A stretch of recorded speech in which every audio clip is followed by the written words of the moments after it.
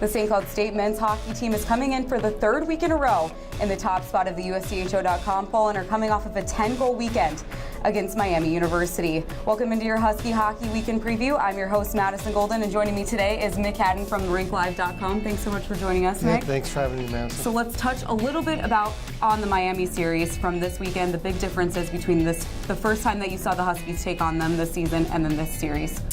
A couple of things. One, St. Cloud State kind of got ahead and stayed ahead pretty much all weekend long, so that was a big element to it. Miami's struggling right now, and sometimes you get ahead of a team that's struggling, and a team that hasn't won in 14 games.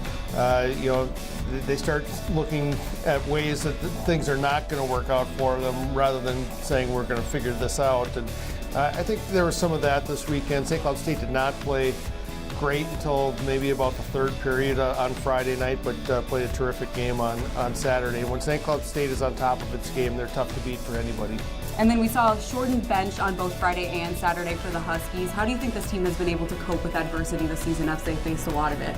Yeah, I don't know if they've faced a ton of it, but when they do face it, I think they're an awfully deep team, and there's a lot of guys that are on the brink of being in the lineup every week, and they just stay ready to go. And with this team, I think that shows how tough they are mentally, that they're able to kind of overcome things like Jack Bailey getting thrown out of a game with the game misconduct. That was the situation, I believe, on Friday. So when something like that happens, for one thing, they're in great condition. For another thing, the next night, it's just the next guy up.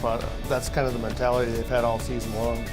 And touching a little bit on this senior class and how much depth they have, we saw Patrick Miller hit the 100-point club on Saturday, and Jimmy Schultz break that power play record for a defenseman. How crucial have they been for this team over the last 4 years? Well, and then you throw in Robbie Jackson also having 100 points. 3 guys with 100 points out of one recruiting class is pretty impressive. And then if you go back, 2 other guys that were part of this recruiting class were Will Borgen and Mikey Eisman. Mikey Eisman, another guy with 100 points. So they came in as a very heralded freshman class, that guys that had been very productive throughout their careers, and they have done nothing but produce since they've been here, and they've had all kinds of success. When you're looking at a team that's on the brink maybe of their third conference regular season title in their 4 years, that says a lot about how good these guys have been. Absolutely, and then even touching on the younger members of this team, we saw Blake Lazat hit 50 points already in his career. How do you think these younger guys are going to kind of step into those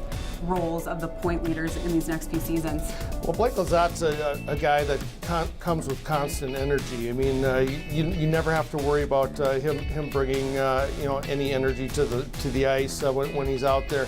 And guys feed off of that, and they kind of, actually Brett Larson kind of got on him and his line a little bit, because he didn't think that they had maybe the start that they were looking for on Friday night, and those guys turned around and responded. Blake, when you look at a lot of the younger guys, Blake Lazat, Nolan Walker's another guy that is off to a nice start as a freshman. These are guys that are very talented, and they're going to step up into even bigger roles once the senior class goes. Absolutely, and then touching on the senior class one more time, Jimmy Schultz, Hobie Baker nominee. Do you think he'll make it to the hat trick round this year? Do you think he's deserving of that? Well, that's always a tough road to hoe. I mean, he finished in the top 10 last season. He's arguably the best player on the best team in the country right now. So when you have that kind of feather in your cap, plus he's somebody that a lot of the voters will recognize his name. He's having a good season. He's maybe not having statistically as big a season as he was having last season, but the team is doing better. So sometimes that can play into it. But Jimmy is also going to become the all-time leading scorer for defensemen here in a career. He's on the brink of that. I'm working on a story on Jimmy right now. So a great leader, a guy that does an awful lot of things on and off the ice with this team, and it's been a vital cog for these guys for all 4 years he's been here.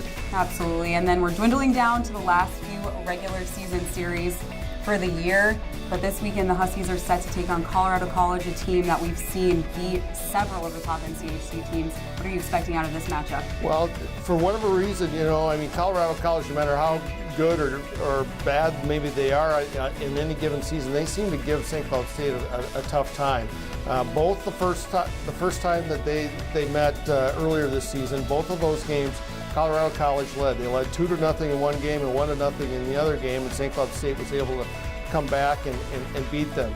I think some of that has to do with the fact that Colorado College is used to playing on the Olympic-sized rink at home, so they don't have to go through any adjustments with that. They just come out and play. They're going to try and play a very tight defensive game against St. Cloud State. They're going to try and slow St. Cloud State down, get them out of that transition game, and then capitalize when they get an opportunity. Alex Leclerc is a very solid goaltender, and if he gets hot, it could be a tough night either night for St. Cloud State, so they got to bring their A game. Absolutely, and talking more about the NCHC playoffs coming up, who do you think is going to squeeze in and get that 4th spot for home ice advantage? Well, that's the big $64,000 question right now, I guess, between North Dakota and Denver. Those two teams were battling this past weekend, and I saw parts of both games, and they were real battles. North Dakota is a team that's maybe struggling a little bit to score goals. Denver, on the other hand, is a team that is a little bit more high-powered than North Dakota is. Who's going to be more consistent down the stretch? Denver's probably a little bit younger than North Dakota. North Dakota might have a little bit of an edge in their defensive zone, but so can North Dakota score enough goals? Can Denver be consistent enough? That's going to determine, I think, who's going to get that last home playoff spot. Absolutely. Well, thank you so much, Mick, for joining us today. As always, both games tickets will be available on scsutickets.com, but Friday night will be broadcasted on the CBS Sports Network. That game is set for 8 p.m. It will also be presented by Affinity Plus, and the first 500 fans to walk in the doors through the atrium will receive a free hat thanks to Affinity Plus. Saturday night's game is set for 6 p.m. will be broadcasted on Fox Sports North. That game is sponsored by Walter Kluwer's and will also feature $1 hot dog night. And be sure to check out the new ticket deals available, brought to you by Best Western Plus Kelly Inn in downtown St. Cloud and the Green Mill. And you can also get those deals by calling 1-877-SCSU-TICKS.